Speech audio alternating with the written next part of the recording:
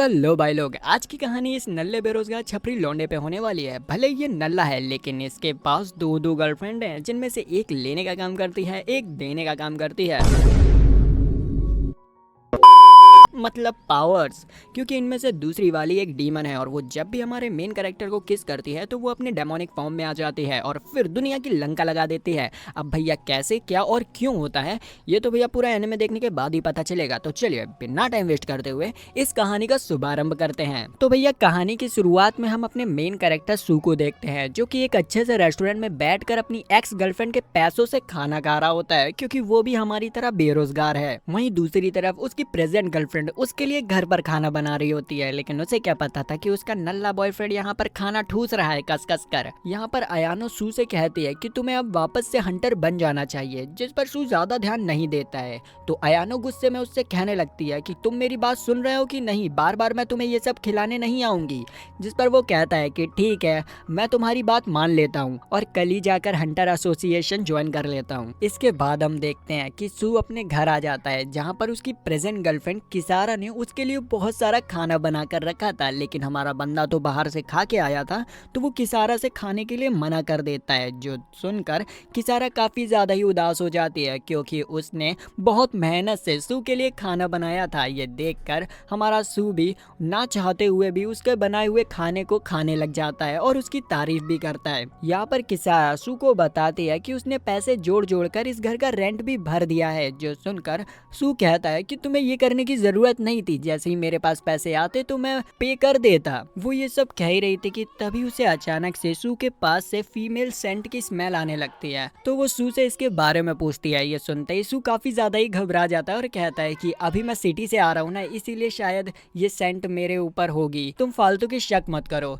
लेकिन हमारी बंदी के दिमाग में अभी भी यही सब चल रहा था कि ये आखिर कहाँ से आ रहा है, लेकिन वो इस पर ज्यादा कुछ नहीं कहती है। फिर हमें अगले दिन की सीन दिखाई जाती है, जहाँ पर शू हमारा हंटर एसोसिएशन जाता है, जहाँ पर और भी हंटर्स आए थे, क्योंकि उन सभी को एक एस लेवल के हंटर को मारने का कॉन्ट्रैक्ट मिला था। सभी लोग अपनी हाई बैटिंग लगाने लग जाते हैं, लेकिन वहीं हमारा शू सबसे लो बैटिंग लगाकर इस कॉन्ट्रैक्ट को ले लेता है, जो कि सिर्फ 39,000 था। ये देखकर सभी लोग काफी ज्यादा गुस्सा हो रहे थे, लेकिन अपने शू को घंटा ही फर्क नहीं पड़ता और वो कहता है उनसे कि भाड़ में जाओ। और ये कहकर वो उस डीमन को मारने के लिए निकल जाता है। डीमन वाले एरिया के पास उसे अयानो मिलती है, जो कि अपने सोल्जर्स के साथ उसकी मदद करने के लिए आई थी। वो सभी लोग मिलकर उस बिल्डिंग के अंदर एंटर करते हैं, जहाँ पर वो डीमन था। डीमन देखते के साथ ही साथ उन लोगों के ऊपर अटैक कर देता है, लेकिन हमारा बंदा जैसे तैसे कर उससे बचते हुए उसके पीछे चला जाता है और उसके ऊपर अटैक करने की कोशिश करता है, लेकिन डीमन काफी ज्यादा ही ताकतवर था। वो उसके अटैक को इजीली ब्लॉक कर देता है। ये देखकर शू काफी ज्यादा ही हैरान हो जाता है और फिर वो डीमन शू के ऊपर अटैक करने लगता है, जिससे कि शू जमीन पर गिर जाता है और फिर डीमन उसके ऊपर एक और अटैक करता है। लेकिन तभी वहां पर हमारी किसारा आ जाती है, जो कि भाई सू को बचा लेती है और फिर उस डीमन के ऊपर एक खतरनाक अटैक करती है। इतना खतरनाक अटैक होने के बावजूद भी उस डीमन को खरोच भी नहीं आती है और वो किसारा को पकड़कर दूर फेंक देता है। ये देखकर शू भी हैरान था कि आखिर किसारा को क्या हो गया। तो किसारा कहती है कि लास्ट टाइम हंटिंग किए हुए हमें पूरे 3 महीने हो गए हैं, जिस वजह से मैं काफी ज्यादा ही कमजोर हो गई हूँ, इसीलिए मुझे पावर दो। और ये कहकर वो शू को किस करने लग जाती है, जिससे कि भाई हमारी बंदी की पावर वापस से अफेक हो जाती है और वो अपने डीमन फॉर्म में आ जाती है। और यहाँ पर डीमन वर्सेस डीमन की फाइट स्टार्ट हो जाती है, जहाँ पर डीमन किसारा के ऊपर अपने बहुत सारे डॉग से अटैक करता है, लेकिन किसारा अपनी स्वॉर्ड की मदद से उन सबको खत्म करती जाती है। लेकिन पता नहीं बीच में क्या पागलपंती छा जाती है कि वो डायरेक्ट अयानो के ऊपर अटैक करने लग जाती है। अयानो भी कहती है कि क्या पागल हो चुकी है, वहां पर डीमन है। लेकिन हमारी बंदी समझ चुकी थी उस दिन सू जिसके साथ भी था वो यही लड़की है, तो वो इसी गुस्से में अयानो के ऊपर अटैक कर रही होती है। अयानो उसके हर एक अटैक से बचती है और वो भी भैया काउंटर कर रही होती है। ये हमारा बंदा देख लेता है और कहता है क्या पागल हो गई हो क्या, आपस में ही लड़ोगी। फिर यहाँ पर हमारी बंदी वापस से शांत हो जाती है और यहाँ पर अब आता है फाइनल ब्लो, जहाँ पर शू और किसारा दोनों ही मिलकर टीम वर्क का यूज करते हैं और किसारा तुरंत अपनी स्वॉर्ड से उस डीमन के ऊपर अटैक कर देती है, जिससे कि डीमन पीछे हो जाता है। और इसी चीज का फायदा उठाते हुए हमारा शू अपनी मैजिकल बुलेट से एक खतरनाक अटैक करता है और उस डीमन का वहीं पर खेल खत्म हो जाता है। और शू का कॉन्ट्रैक्ट भी पूरा हो जाता है। जिसके बाद हम किसारा को देखते हैं जो कि शू के रूम के बाहर खड़ी होती है और एक क्रीपी स्माइल देते हुए कहती है कि लगता है मुझे आज ये करना होगा। फिर हम देखते हैं किसारा सोते हुए शू के साथ फोटो खींचती है और उसे सोशल मीडिया पर डाल देती है। इसके बाद हमें अगले दिन की सीन दिखाई जाती है जहां पर शू हमारा मॉर्निंग में खाना खा रहा होता है मजे से और न्यूज देख रहा होता है, जिसमें दिखाया जाता है कल वाली वही बिल्डिंग जिसमें कि हमारे बंदे की फाइट चल रही थी और वो बिल्डिंग पूरी तरीके से डिस्ट्रॉय हो चुकी थी। इसे देखकर शू कहता है कि अब मैं कर ही क्या सकता हूँ, ये तो मेरा काम है, थोड़ा तो नुकसान होगा ही। तभी किसारा कहती है कि इस बार का जो मॉन्स्टर था वो काफी ज्यादा ही खतरनाक था, क्योंकि जब मैंने उसकी मेमोरी को ऑब्जर्व किया तो मुझे कुछ खतरनाक पता चला। ये सुनकर सू काफी ज्यादा ही हैरान हो जाता है। तभी सीन कट होती है और हमें दिखाया जाता है कि सू आयानो के पास होता है और उससे नए कॉन्ट्रैक्ट के बारे में पूछ रहा होता है, जिस पर आयानो उसे कुछ बता पाती उससे पहले ही उसके फोन में एक नोटिफिकेशन आता है और वो देखती है सू और किसारा की नाइट वाली फोटो, जिसे देखकर उसे काफी ज्यादा ही जेलिस फील होता है और वो सू से साफ साफ मना कर देती है कि उसके पास कोई भी कॉन्ट्रैक्ट नहीं है और भाव खाने लगती है। हमारा बंदा उससे कहता है कि प्लीज मुझे पैसों की जरूरत है, बताओ ना। जिस पर आयानो कहते हैं कि ठीक है मैं रिकॉर्ड चेक करके बताती हूँ। इधर हम इंटेलिजेंस की टीम को देखते हैं जिन्हें पता चलता है कि कोई मेयर को मारने वाला है, जिसके लिए वो सभी लोग हंटर की एक टीम को तैयार करते हैं। लेकिन हमारी आयानो को जब ये पता चलता है तो वो इस मिशन को शू को दिलवा देती है, जिससे कि भैया हमारे बंदे के पास अच्छा खासा काम आ जाता है और वो डायरेक्ट मेयर का स्पेशल सिक्योरिटी गार्ड बन जाता है और उनकी पार्टी में पहुंच जाता है उनकी रखवाली करने के लिए। वहां पर किसारा भी आई थी जो कि भाई डायरेक्ट खाने के काउंटर में जाती है, क्योंकि आपको पता ही है उनकी हालत कितनी बेकार है। तो यहाँ पर किसारा एक टिफिन निकालती है और सारा खाना भरने लग जाती है और कहती है कि आज तो भाई खाने का इंतजाम हो चुका है। इधर दूसरी तरफ शू हमारा पूरी तरीके से चौकन्ना था। तभी उसके पास एक पुलिस ऑफिसर आता है जिसका नाम माइलो था और फिर वो दोनों ही मिलकर बातें करने लग जाते हैं। उसी वक्त हम उन दोनों के पीछे दीवार पर एक आंख देखते हैं जो कि उनके ऊपर नजर रख रही होती है। ये चीज हमारा बंदा नोटिस कर लेता है और वो जैसे ही पीछे मुड़ता है तो वो आंख गायब हो जाती है। उसी समय माइलो भी कहता है कि ठीक है मैं यहाँ से चलता हूँ और ये कहकर वो वहां से निकल जाता है। हमारे बंदे को यहाँ पर कुछ गड़बड़ लग रही थी। तभी अचानक से एक डीमन मेयर के पीछे से हमला करने की कोशिश करता है, लेकिन किसारा ये देखकर उसे पकड़ती है और उसे दूर फेंक देती है।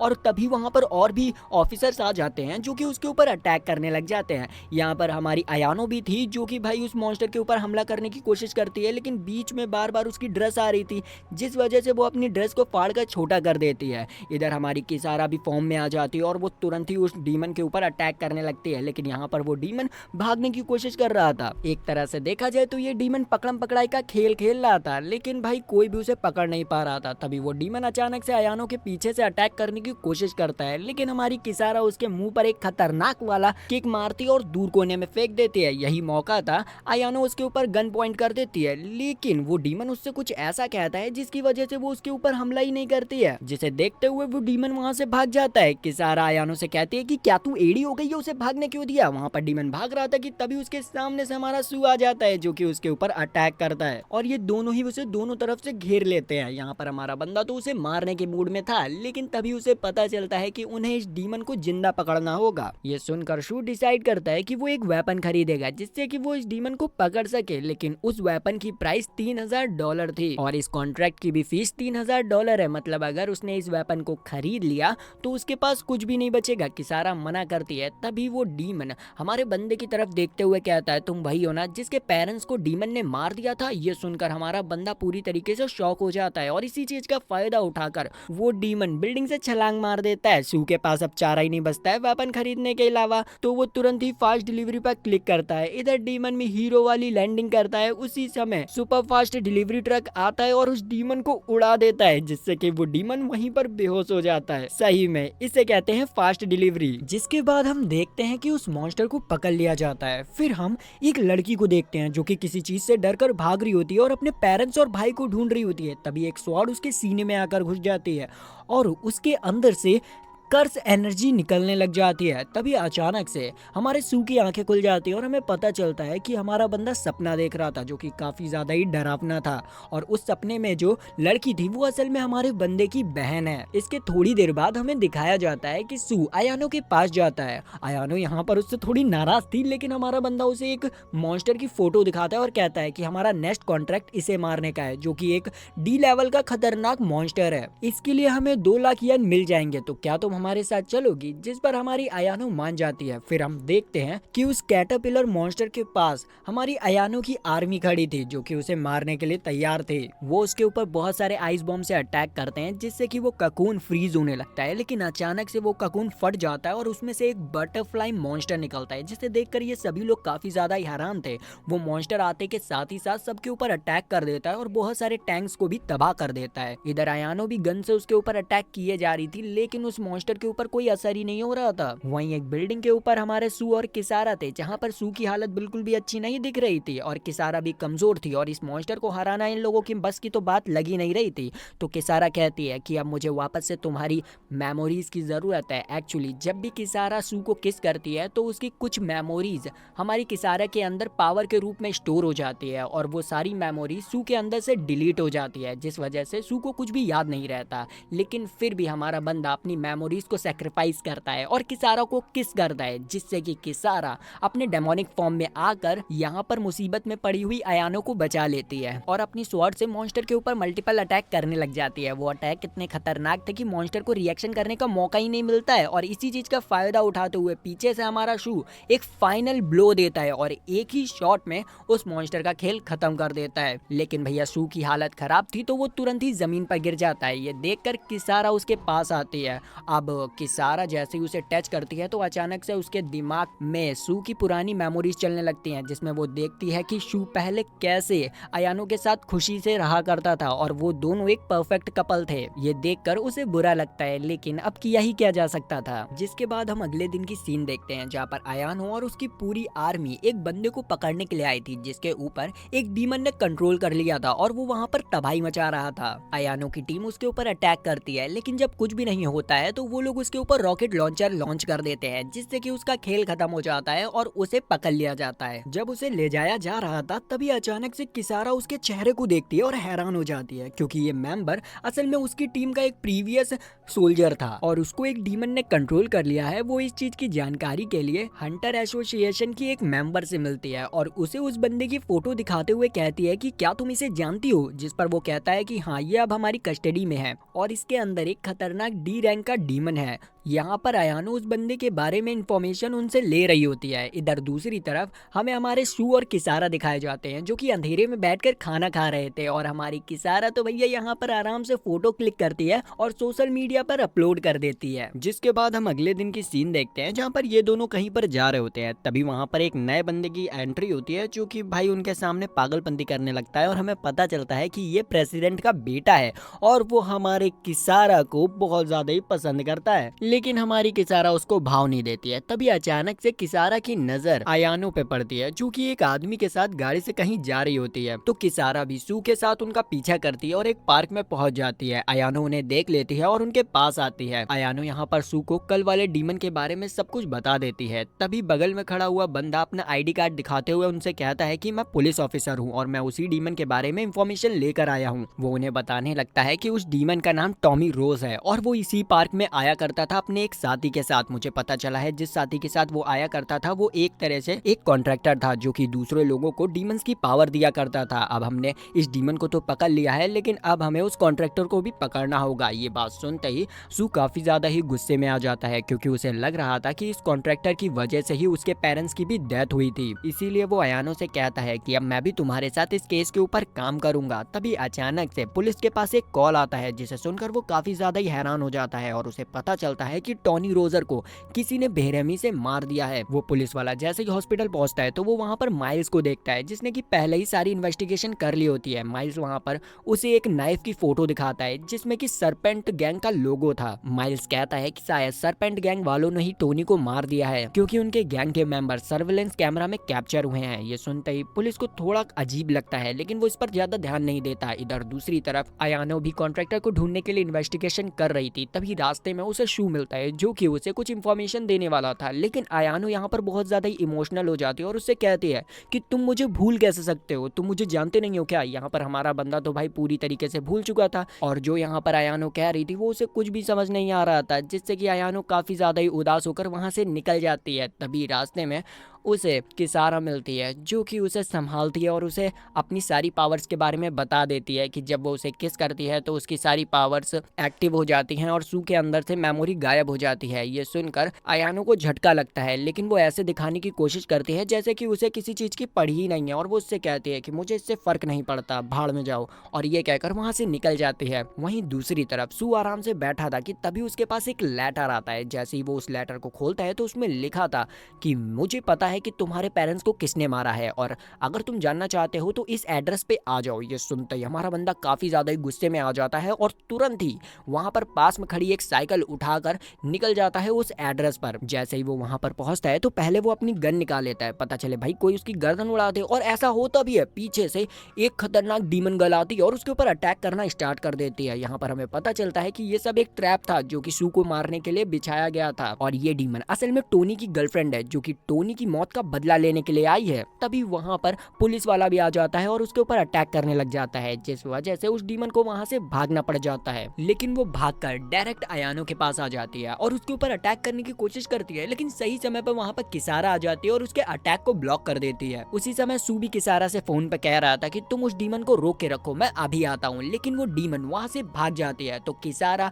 और अयानो उस डीमन का पीछा करने लगते हैं और एक शॉप के पास पहुंच जाते हैं। सू किसारा से कहता है कि वहां पर जितने भी मिरर्स हैं उन पे ज्यादा कर ध्यान रखना। वो उसे और भी कुछ बता पाता उससे पहले ही पास ही की विंडो की मिरर में से वो डीमन निकलती है और अयानो के ऊपर अटैक कर उसे इंजर्ड कर देती है। लेकिन अयानो जैसे तैसे कर उसके ऊपर शूट करने लगती है, लेकिन वो डीमन एक छोटे से मिरर से निकलकर भाग जाती है। किसारा भी उस मिरर के अंदर जाने की कोशिश करती है, लेकिन वो बीच में ही फंस जाती है। जिसके बाद हम देखते हैं उसी पुलिस ऑफिसर को जो कि सू से बात कर रहा था और उससे पूछता है कि आखिरकार तुम्हें उस फीमेल डीमन की लोकेशन के बारे में कैसे पता चला। सू भाव खाते हुए कहता है कि बस मुझे इसके बारे में पता चल गया और कुछ नहीं बता सकता मैं। जिस पर पुलिस वाला कहता है कि मुझे पता है तुम अपने पेरेंट्स के मर्डर को ढूंढने की कोशिश कर रहे हो, लेकिन जब तक तुम मेरे साथ कॉर्पोरेट नहीं करोगे तब तक तुम्हें कुछ भी नहीं पता चलेगा, इसीलिए हमारे साथ मिलकर काम करो। तभी सीन शिफ्ट होता है और हमें अयानो को दिखाया जाता है जिसके पास उसकी मॉम आई होती है एक्स्ट्रा क्लॉथ और एक्स्ट्रा फूड लेकर, क्योंकि भाई उसके पीछे अब डीमन पड़ चुकी थी और घर पर ऐसे खुलेआम रहना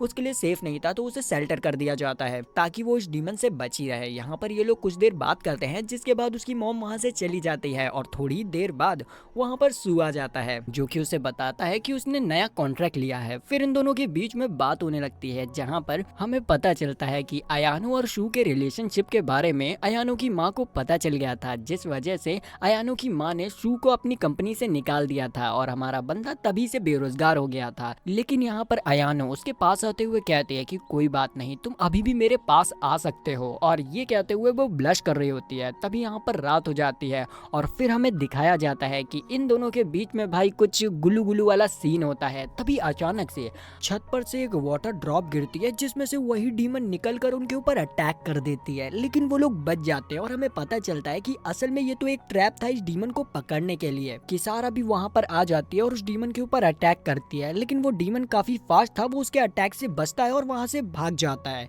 यहाँ पर अयानो किसारा से गन मांगती है, लेकिन हमारी बंदी उससे पूरी तरीके से चिढ़ी हुई थी क्योंकि अभी जो उसने सू के साथ किया था उसकी वजह से, तो वो उससे कहती है कि तुम शांति से यहीं रहो और उसके ऊपर अटैक कर उसे जमीन पर गिरा देती है। इधर दूसरी तरफ सू भी उस डीमन के ऊपर नजर रखे था, तभी अचानक से पीछे से किसारा आ जाती है जो कि सू के ऊपर तलवार तान देती है। हमारा बंदा 2 मिनट के लिए तो डर गया था, लेकिन वो समझ गया था कि पीछे किसारा है। यहाँ पर किसारा उससे कहती है कि अब समय आ गया है, मुझे अपनी पावर्स को बढ़ाना होगा, जिस पर वो कहता है कि क्या, और ये कहते ही भैया किसारा तुरंत ही अपने बंदे को कस के किस करती है, वो भी स्ट्रॉन्ग वाली, जिससे कि उसकी आधी से ज्यादा मेमोरी उसके अंदर चली जाती है और यहाँ पर किसारा अपने पावरफुल फॉर्म में आ जाती है जो कि काफी ज्यादा खतरनाक भी लग रहा था। जिसके बाद वो अपने फॉर्म के साथ उस डीमन से फाइट करने पहुंच जाती है और यहाँ पर फाइट हो भी रही होती है। इधर दूसरी तरफ हमारा बंदा बेहोश पड़ा होता है जिसके पास अयानो आती है और उसे संभालती है, और यहाँ पर किसारा और डीमन के बीच में फाइट चल रही थी जहाँ पर डीमन किसारा के ऊपर भारी पड़ रही थी और उसे गंदी तरीके से मार रही थी, जिसकी वजह से किसारा एक पॉइंट पे तो जमीन पे गिर जाती है और डीमन उसके ऊपर फाइनल अटैक करने वाली थी। लेकिन तभी हमारा बंदा तुरंत ही उसे धक्का देता है और उसके हाथ में एक छोटी सी चीज थी जिसे कि वो उस डीमन के सीने में मार देता है और किसारा फिर अपनी तलवार से उस चीज को उस डीमन के अंदर घुसा देती है, जिससे कि वहीं पर उस डीमन का खेल खत्म हो जाता है। आगे हम देखते हैं कि अयानो और किसारा बात कर रहे थे जहाँ पर अयानो को बिल्कुल भी फर्क नहीं पड़ता है कि शू के अंदर से उसके साथ बिताई गई सारी मेमोरी चली गई हैं। लेकिन किसारा बहुत ज़्यादा ही दुखी होती है क्योंकि उसे फील हो रहा होता है कि जब शू अयानो के साथ था तो वो कितना ज़्यादा ही खुश था और यही चीज़ उसे अंदर से काफ़ी ज़्यादा ही तोड़ रही थी। इस वजह से अयानो को ही शू के घर को साफ करने के लिए वहाँ पर जाना पड़ता है और इसी बीच इन दोनों की थोड़ी बहुत बहस भी हो जाती है। इधर दूसरी तरफ हम एक नन को देखते हैं जो कि भाई दिखने में काफ़ी ज़्यादा ही खतरनाक थी और उससे कोई इंसान कह रहा था कि D hazard incident old town पर होने वाला है, तुम्हें वहां पहुंचना होगा। तो वो लड़की तुरंत ही एक टैक्सी को पकड़ती है और ओल्ड टाउन के लिए निकल जाती है। इस लड़की का नाम सैरॉन है जो कि एक हंटर है। इधर दूसरी तरफ हम एक ब्रिज के नीचे किसारा को देखते हैं जो कि काफी ज्यादा ही दुखी थी और उसके फोन में शू के काफी सारे मैसेज आए थे जो कि उससे पूछ रहा था कि आखिर तुम इतने दिनों से कहाँ हो, घर वापस आ जाओ। लेकिन किसारा इस पर कोई भी रिप्लाई नहीं देती है। तभी वो इंस्टाग्राम पर अयानो और शू की फोटो देखती है, वो भी एक साथ, जिस पर वो और ज्यादा ही जल भुंज जाती है और उसे इतना गुस्सा आता है कि वो अपने फोन को अपने आप से दूर फेंक देती है। इधर दूसरी तरफ हम एक बिल्डिंग में दो हंटर्स को देखते हैं जो कि इन्वेस्टिगेशन करने आए थे। वो जैसे ही एक डीमन की बॉडी को देखते हैं वो शॉक हो जाते हैं, लेकिन तभी अचानक से सैरॉन उनके ऊपर अटैक कर देती है और उनमें से एक हंटर को ढेर कर देती है और दूसरे हंटर के ऊपर बहुत से अटैक कर कर उसे लॉक कर देती है और फिर एक बिल्डिंग की फोटो दिखाते हुए उससे पूछती है कि आखिर ये कहाँ है। लेकिन इतने में ही वहाँ पर बहुत सारे पुलिस ऑफिसर आ जाते हैं और उसके ऊपर अटैक करने लगते हैं। लेकिन सैरॉन यहाँ पर हंटर का सहारा लेते हुए वहाँ पर बच जाती है और उसके जेब में से बहुत सारे आईडी कार्ड निकालकर उस बिल्डिंग से कूदकर एक गाड़ी में बैठकर वहाँ से भाग जाती है। वहीं दूसरी तरफ शू के पास एक और अनजान आदमी से एक मैसेज आता है जो कि उसे रेलवे स्टेशन बुलाता है एक इन्फॉर्मेशन देने के लिए। तो शू हमारा वहाँ पहुँच जाता है और एक बेंच पर बैठ जाता है और उसी के ठीक पीछे वही अनजान बंदा बैठा होता है जो कि उसे एक टैबलेट के जरिए सैरॉन की फोटो दिखाता है और कहता है कि इस लड़की ने आधे घंटे पहले दो हंटर्स को बेरहमी से मार दिया है और कुछ इंफॉर्मेशन लेकर भाग गई है। उस लड़की को देखते ही शू शॉक हो जाता है जैसे कि वो पहले भी उस लड़की से मिल चुका हो। तभी वो खबरी उससे कहती है कि तुम सेलेस्ट्रियल एबिस से बच कर रहना। ये सुनते ही शू उससे पूछता है कि ऐसा क्यों, लेकिन तब तक वो गायब हो चुकी थी। शू यहाँ पर हैरान था कि आखिर वो अचानक से चली कहाँ गई। इसके बाद शू एस्ट्रल एबिस के बारे में जानने के लिए अयानो की मॉम के पास जाता है जिस पर वो बताती है कि ये एक इंटरनेशनल हंटिंग ऑर्गेनाइजेशन है और ये वर्ल्ड वाइड डीमंस को मारती हैं। ये सुनकर शू कहता है कि थैंक यू इनके बारे में बताने के लिए, लेकिन वो अभी भी मन में सोच रहा होता है कि आखिर एस्ट्रल एबिस वालों से उसको क्या खतरा हो सकता है।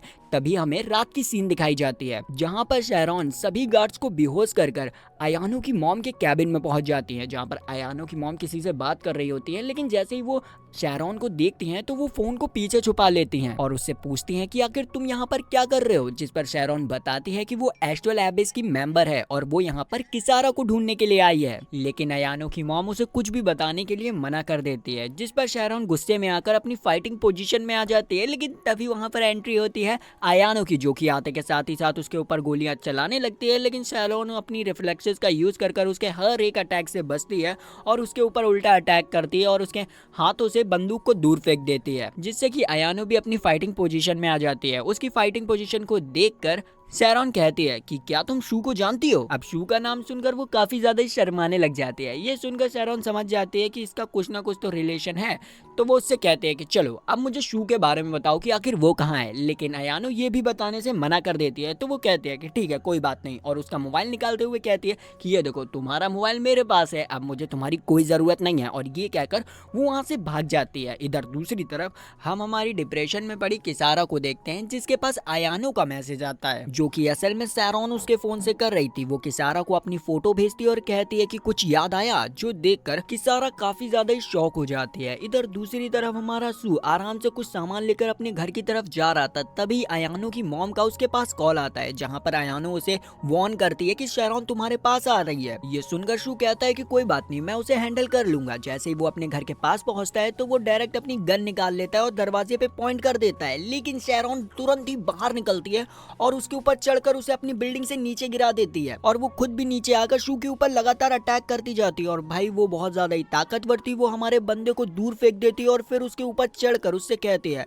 कि तुमसे फिर से मिलकर अच्छा लगा, तुम मुझे भूले तो नहीं, लेकिन आपको पता ही है कि हमारा बंदा गजनी की दूसरी औलाद है, उसे कुछ भी याद नहीं है। तो वो उससे कहता है कि सॉरी मैं आपको जानता नहीं हूँ। ये सुनकर सैरॉन और ज्यादा ही गुस्से में आ जाती है और उसके ऊपर पंच पे पंच बरसाने लग जाती है। वो उसका चेहरा सफेद से लाल करती है, उससे पहले ही किसारा वहाँ पर आ जाती है और उसे रोक लेती है और उसके ऊपर अपनी तलवार तान देती है। सैरॉन उससे कहती है कि ओहो, मुझे तुम्हारा ही तो इंतजार था, दुनिया की सबसे खतरनाक डीमन किसारा, तुम मुझे भूली तो नहीं। जिस पर किसारा कहती है कि नहीं, तुम्हें कैसे भुलाया जा सकता है, अब मैं तुम्हें मार दूंगी। जिस पर सैरॉन कहती है कि तुम पहले भी मुझे नहीं मार पाई थी, अब क्या मारोगी। ये सुनते ही किसारा गुस्से में आ जाती है और फिर क्या था, दंगल स्टार्ट हो जाता है। इन दोनों की फाइट में मजा आ ही रहा था कि तभी अयानो अपनी फोर्स लेके आ जाती है। उसकी इतनी सारी फोर्स को देखकर सैरॉन वहां से दुम दबाकर निकल जाती है। इधर हमारी किसारा सू को देखता है, जो कि भैया जमीन पे लेटा हुआ था, तो पता नहीं हमारी बंदी के तन बदन में क्या आग लगती है, वो उसे किस करने के लिए आगे बढ़ती है, लेकिन अयानो उसकी चुटिया पकड़कर पीछे खींच लेती है और कहती है कि जरा देखो उसकी हालत कितनी खराब है, इसे हॉस्पिटल ले जाना, और तुम ये सब क्या कर रही हो। फिर हम देखते हैं शू को, जो कि काफी ज्यादा ही डरा होता है क्योंकि उसकी बहन के पेट के अंदर बहुत बड़ा भाला घुसा हुआ था और वो उससे मदद के लिए पुकार रही थी। यहाँ पर शू डरते हुए किसारा का नाम लेता है और तभी किसारा सामने आ भी जाती है। किसारा जैसे ही उसकी मदद करने के लिए बढ़ती है, वैसे ही अचानक से शू की बहन और किसारा दोनों ही गायब हो जाते हैं। हम देखते हैं कि शू हॉस्पिटल में पड़ा था और किसारा उसका ध्यान रख रही थी। अयानो उसके पास आती है और उससे पूछती है कि शू की हालत कैसी है। किसारा बताती है कि अभी वो ठीक है, बस वो आराम कर रहा है। अयानो किसारा से पूछती है कि शरण शू को कैसे जानती है, क्या तुम दोनों पहले भी उससे मिल चुके हो। इस पर किसारा कहती है कि हाँ, हम मिल चुके हैं, आज से 3 साल पहले जब शू ने मुझे बचाया था। तभी सीन कट होती है और हमें सैरॉन को दिखाया जाता है, जो कि एक बहुत बड़ी कंटेनर बोट में थी और वहाँ के बहुत सारे लोगों को मारकर वो एक कंटेनर के पास पहुँचती है, जिसके अंदर एक हाईटेक खतरनाक डीमन हंटिंग सूट था। जिसके बाद वो कहती है कि शू, तुम्हारा खेल खत्म, मैं 3 साल पहले का बदला अब लेके रहूंगी। और इसी के साथ इस एनिमे का पार्ट 1 खत्म होता है। अब देखते हैं कि 3 साल पहले क्या हुआ था और सैरॉन आके शू और किसारा के पीछे क्यों पड़ी है। ये सब आपको पार्ट 2 में पता चलेगी। तो अगर आपको वीडियो अच्छी लगी, लाइक सब्सक्राइब घंटा दबाएं, हमारी फैमिली में आ जाएं। ऐसी वीडियो आती रहती है। तो मिलते हैं नेक्स्ट वीडियो के लिए, तब तक के लिए बाय बाय।